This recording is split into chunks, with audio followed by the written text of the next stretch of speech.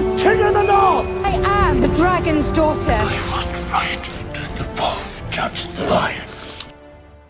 Hello, my sweet summer children. Today I'm going to be answering some questions you left for me. I will do one of these videos every Friday during season 7, so leave me your questions and they may be featured here. I couldn't answer all of them even though I really wanted to, but hopefully I will get one of your questions next Friday or answer in the comments. The first question comes from Patreon. It's from Dean Buell, and Dean asks, do you believe the Catspaw dagger may be the leftover sword blade from Azor Ahai, plunging the sword into the heart of the lion? It supposedly shattered during the forging of the blade prior to sacrificing his wife. Maybe the reason that it's called Catspaw. That's actually a really good question. That would be awesome. I do think the Catspaw blade being in the book that Sam has definitely means that it has a higher purpose. The higher purpose might just be as a reference. Now, the reason we call it the Catspaw blade is because the man that tried to kill Bran was a Catspaw. And Catspaw means a person used to serve the purpose of another. So it would be kind of ironic that this blade will actually serve the purpose of another. If you zoom in on the book, according to the book, the blade looks to date back around the time of Aegon's conquest. And they are talking about ornamentation, and this blade is an ornament blade of Valyrian steel. The book is also referencing dragon glass being used in ornamentation. The hilt of Catspaw is indeed dragon bone, but there is also this red stone that could easily look like garnet or ruby, but it could be dragon glass. There are actually several types of dragon glass. There is the common dragon glass, which is black, but there is also a rarer version of dragon glass that can be green, purple, or red. I think the show is using Catspaw to show Sam that dragon glass is not just black. There are other forms, and I think those other more rare forms will probably be more deadly to White Walkers than the plain black form, and more useful to Sam in general. The next question is from Patreon as well, and Just Being Nosy asks, as regards to the Northern Lords, do you think Jon was right to keep the castles and the rebelling families, or Sansa was right that some form of punishment is necessary to keep the other lords in line? I'm glad that you asked this question because it gives me a door to kind of explain something. People have a big misconception that I'm a Sansa hater, and I'm not. I don't agree with a lot of her bullshit, but I don't hate Sansa. I think Sansa has made very valid points. It's just the setting that she expressed them in that was absolutely wrong. She should have spoken to Jon about this in private. It should have never been a public conversation. When Barristan and Jorah questioned Dany's decisions in front of people, she told them, if you do that again, you'll be serving someone else. Because you cannot have outsiders thinking that you are not a solid front, that you're not on the same page. There should have been rewards for loyalty, though.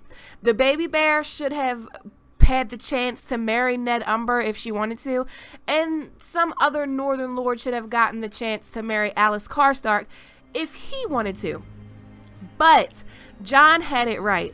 No one knows those castles like the Karstarks and the Umbers and their men aren't likely to follow anyone without their blood, and the traitors were killed. The traitors were killed in the Battle of the Bastards, so it's not the child's fault or the children's fault.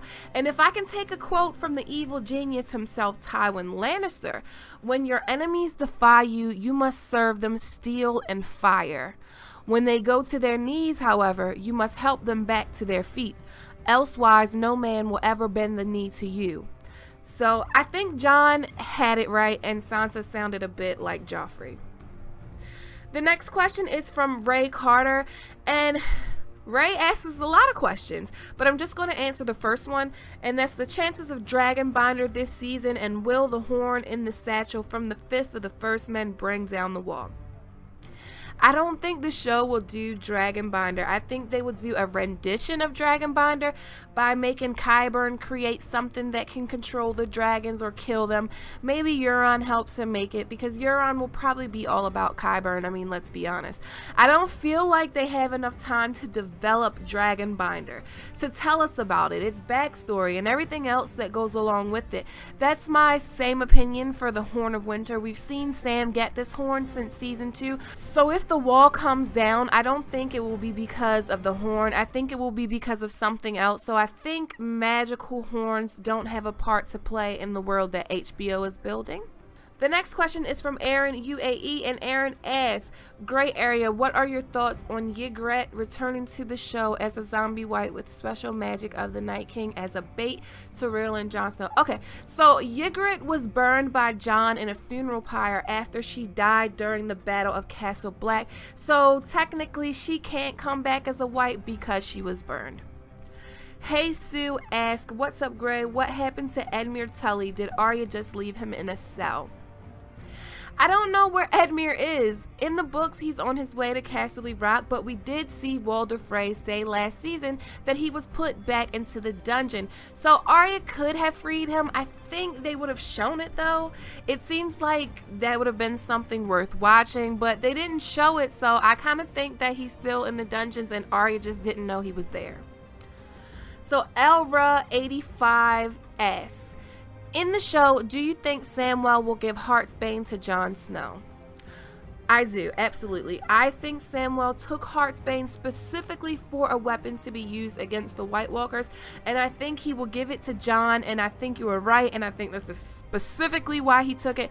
Whether Jon keeps it for himself or gives it to someone else to fight alongside him, that we'll just have to see that unfold, but I do think it was meant to give to Jon to help fight the White Walkers.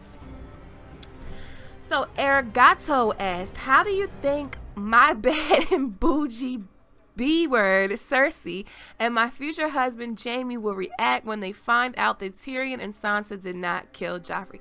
I love this question. I think Cersei won't even be fazed, to be honest. She doesn't really care about anything. She will still want him dead.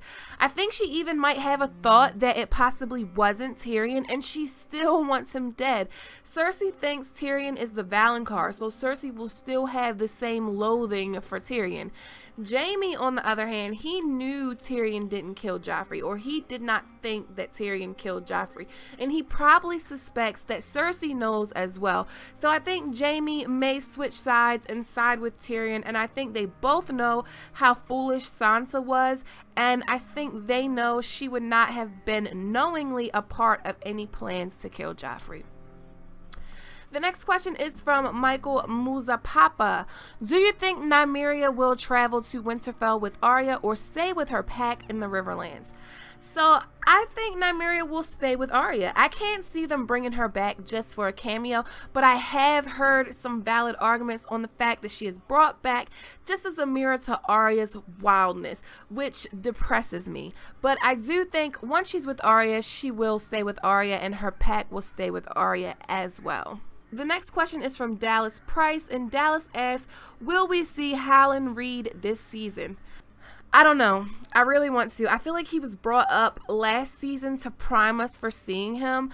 And I feel like he was just mentioned last episode to prime us for seeing him. But even in the books, Howland Reed is elusive. He knows too much. He has all the answers for everything. I feel like this season would be the perfect season to see him because we have Mira, who probably wants to go home, and we have Bran. And we have Howland that can answer so many questions, especially about the children, the God's Eye, the Isle of Faces, the Long Night, the Green Men, the Night of the Laughing Tree, the Tourney of Harrenhal.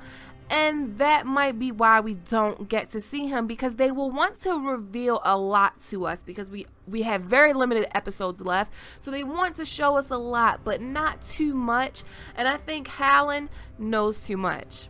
The next question I get asked a lot, so I had to take this question, and it's from Beautiful, and Beautiful says, I keep hearing folks say Bran is the Night King. What are your thoughts on this?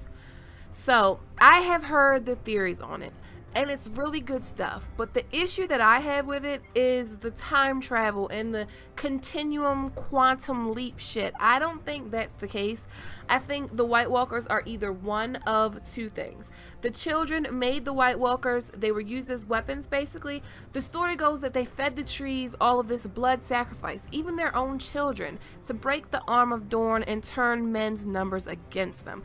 So whoever they made into the first White Walker was probably a captive, and it could have been a Stark. It could have been a Northman, but I don't think it was Bran. The other scenario has to do with the Warg King's daughters. being married to Starks. And that is for another day. That would spawn a whole new video if I went gravely into detail about this. But I don't think Bran is the Night King, and I'm probably wrong.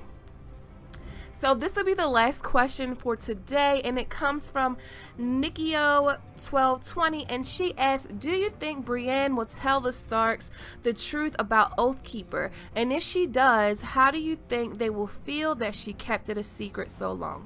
Yeah, I do think the Starks will learn that Oathkeeper was made from ice, if they don't know that already.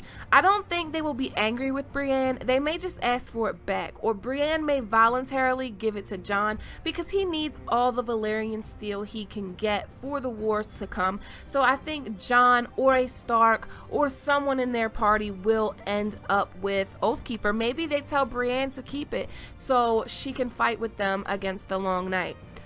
I hope you guys like this Q&A video. As I said, I hope to do this every Friday, so please leave me your questions throughout the week, and I will try to fit them into the video. As always, thanks for watching. Like this video if you like it. Please click that subscribe button and hit that notification bell and join the Sweet Summer family. Okay, my sweet summer children, have a good day.